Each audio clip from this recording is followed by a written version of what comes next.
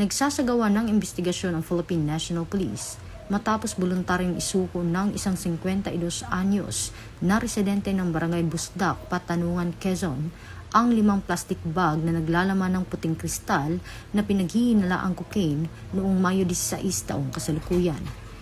Tinatayang may kabuuang timbang na 6,514.7 gramo ang mga nakuwang substansya na nagkakahalaga ng humigit kumulang 34.5 milyon.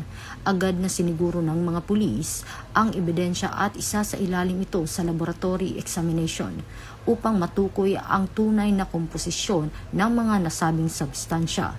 Ayon kay Chief PNP, Police General Jose Melencio Nartatis Jr., patuloy ang masusing investigasyon upang matukoy kung saan nanggaling ang mga iligal na droga at kung sino ang nasa likod nito. Mula dito sa Campo Crame, ako po ang inyong PNN correspondent, Patroluman Resali Umalay, nagbabalita para sa Police News Network.